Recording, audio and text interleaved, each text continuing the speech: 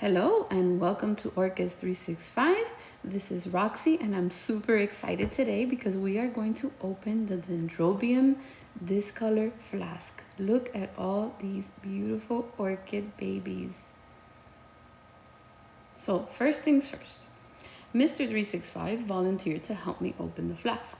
So this flask is plastic, which makes it a little easier in a sense because sometimes they do come in glass and it's extra precaution. But in this case, even though they are in plastic, we had to take extra precaution. One, because a lot of the seedlings were so tall and so big, they were touching the top of the plastic container. So as you can see, he's working his way around the rim, and then we're gonna see which way we can go so that we can prevent at all costs from hurting one of the seedlings. They're very fragile. They're like little newborn baby orchids.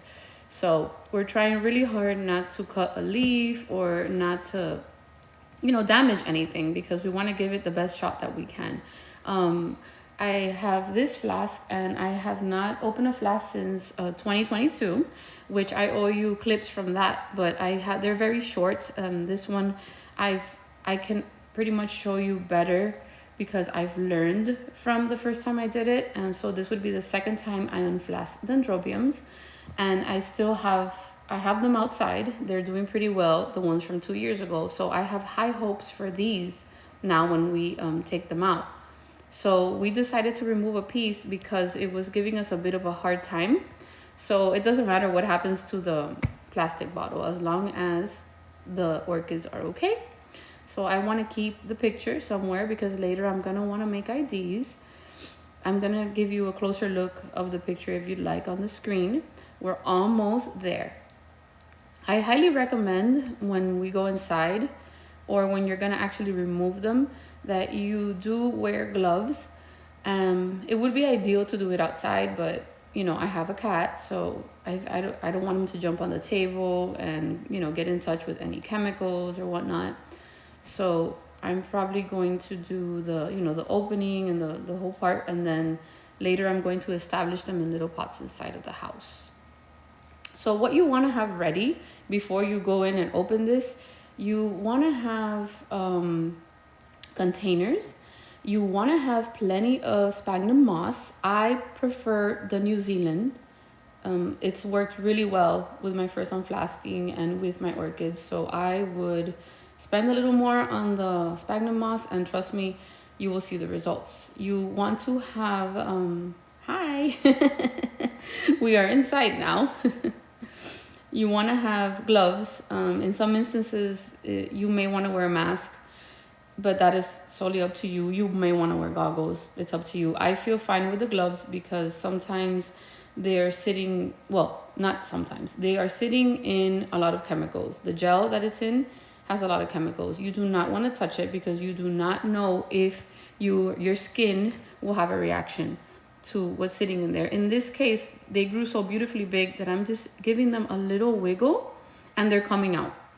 See, sometimes they get a little stuck together and that's fine. You just give them a little wiggle. Look at those roots, you guys. The more roots you see, the better. Look at this.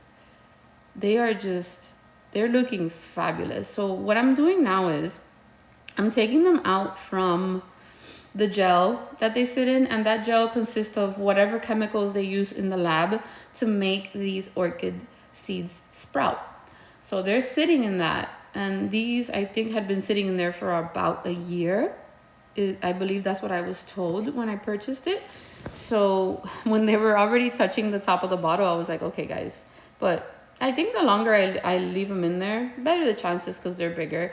However, don't be fooled by the smaller ones. Even if they're small in size, even if they have minimal roots, by all means, give them a chance because they will make it a lot of the times. So you want to give every single little orchid a chance. So here I am just taking them out of the stuff that they're sitting in. And, you need to set aside a good 2 hours for this because you want to take your time. You want to have it all set up. So like what I was saying, you want to have the containers, you want to have the sphagnum moss, and you want to have In my case, I'm using fungicide because they've been sitting in there very humid for a long time. I'm gonna use Dithane, and I'm gonna show you as soon as I remove all of them how I'm gonna do that. So wow, look at this. See, the size difference is significant sometimes. You see that gunk sitting in the bottom? Yeah. I don't recommend you touch that. You dispose of it accordingly, because this is part of the reason why I'm doing it inside. You know, the wind can blow, I can fall everything over, or Julio can come into contact with that stuff, and I wouldn't want that. So I set up a table and I'm working inside. I don't have to be worried about, you know, anything happening to the seedlings or to my cat for getting. Look at this. Oof. Okay, so we're almost done. So as soon as I finish here, I'm going to show you how I use the fungicide before I pot them up. So all of the seedlings have been successfully removed, and we are outside working with the Dithane. As you can see, I have a tray prepared, and I have my half of a teaspoon, I believe, but it comes with very clear instructions. So you make what you need, and in this case, I need enough to soak these beautiful Dendrobium orchid babies. This again is something that I did last time for precaution, and it worked out very well. This is what how I've learned. I already had the New Zealand moss prepared in a tray. I did it the night before because I buy the block that you need to wet, and I make sure that I left it out and it drained enough so that I could work with it. It's always best to have more stuff, extra stuff, than less. So if you have New Zealand moss, make sure you have the full amount. Make sure you have everything, because the last thing you want to do is have to leave them on the table and run out for supplies. So as soon as I have that mixed up with the holes, we start just tossing them in there. And it's what I like to call orchid soup. So we toss them in there, we wiggle them around to move them around. And what I'm going to do is I'm going to set a timer for exactly 10 minutes. I'm going to let them soak in there for 10 minutes. Moving them around, everybody's in there, getting nice and soaked. Orchid soup it is with the Dithane. After the 10 minutes have passed, I wiggle them out. You want to wear gloves if your hands are going to go inside of the Dithane. I highly recommend it. So we're just going to set them in the tray. I am not going to rinse them because, I put the fungicide for it to help. It's going to go sitting in moss again. It's going to get watered. It was sitting in lots of moisture. So this, again, is a precaution, because the last thing you want is for your very fragile little orchid baby to get fungus. So this, again, is something that I do as a preventive. So once we get all of them in there, put them in the tray. And then I'm going to probably head back inside and start putting these beautiful little Dendrobium babies into pots. Here we go. Beautiful, beautiful, beautiful. Okay, back inside we go. Ready to pot up these beautiful Dendrobium babies. So I want to show you something that I just made up. Kind of like the Vanda baskets I make, but an extended version of it. I wanted to do something where they can grow community pots. And I also have these lovely mesh baskets that I like to use for the bigger ones. I feel that are taller, have more roots, are a little more established. There's nothing wrong with just putting them in community pots. It's actually a good thing for the whole first year. Because as they get big, when you repot them in a year, you just give them a little shimmy, wet the moss, and you can pot them up independently. But I find, based on my research and my experience, that they grow better when you, I'm sorry about that. I was moving the camera for you. So I think here you can get a better view. I find that they grow better in community pots. So I have everything set up. I have plenty. Like I said, make sure you have plenty, because the last thing you want to do is run out of supplies. I did prepare this moss the night before, but if you feel that there's too much moisture, hold it over the tray and give it a gentle squeeze like so, like that, because you don't want to have so much water. This is the final, most exciting part of the process, putting them in pots. However, this takes really long when it's with the Dendrobiums, because you're establishing them in the moss. So like I said, set aside a lot of time. A big window of time. See that? I filled it up about maybe a ½ inch. And now I'm going to test for size. So I got this little baby. See?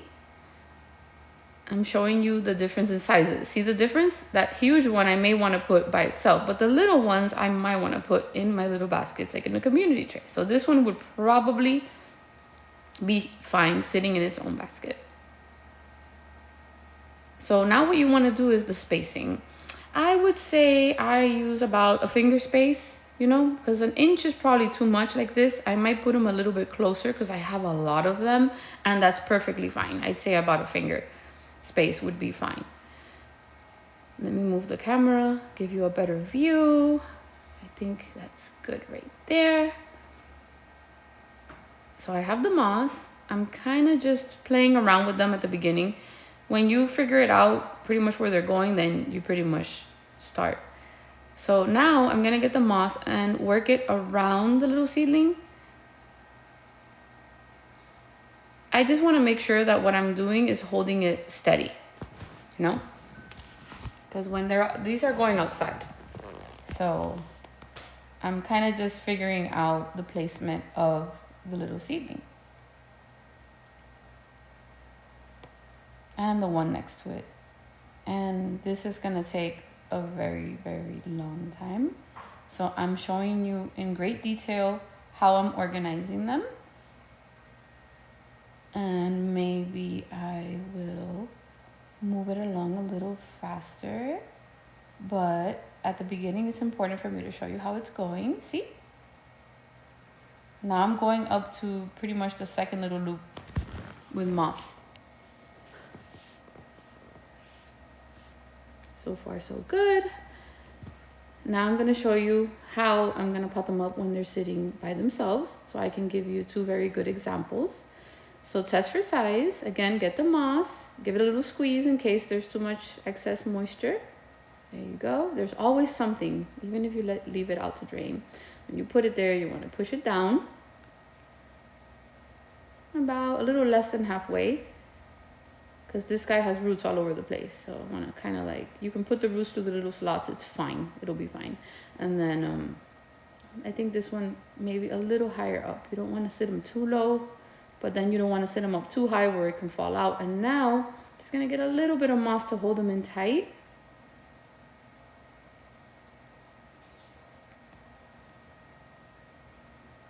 There you go.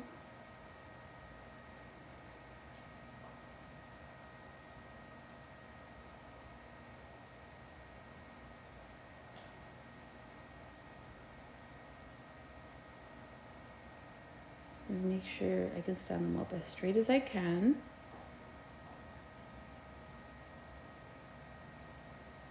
Look how adorable he looks. See? Just like that, it's good to go. And now we are going to fill this basket, guys, with, I believe I can fit maybe like 6 of them, 5 or 6 of them in the basket. This can feel at the beginning very therapeutic, like when I do my repots and I tell you guys, oh, this is like therapy and it feels good. But after you've done a few of these, it feels so repetitive that you're like, okay, when is this over? I'm not gonna lie, that's the feeling you get. Like, it's really satisfying, it's exciting. I'm showing you the spacing. But after you've done this task for, you know, a long time, it feels repetitive. So you kind of like, so I think I'm going to show you how this basket turns out, just how I'll show you the big one, and then I'm going to move it along because this is going to take a while.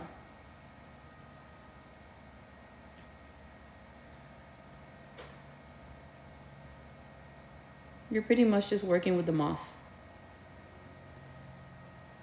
and trying to sit them upright.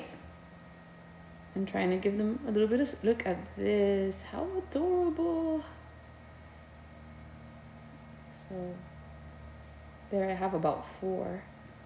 I was thinking of making space for more, but we shall see. In the end, I think it may be around 6 of them. Gonna keep on putting a little bit more moss as I see fit. And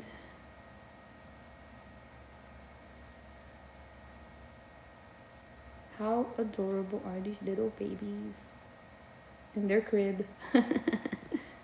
How cute. All right, there we go. Next. And here we are with our beautiful orchid babies established into their pots. This is our final result, you guys. Almost 50 beautiful baby Dendrobium orchids about an hour and a half later, and I'm gonna end this video by showing you where I will be growing them. Now we're gonna grab these baskets and we're gonna head back there, and I'm gonna show you where they're gonna grow.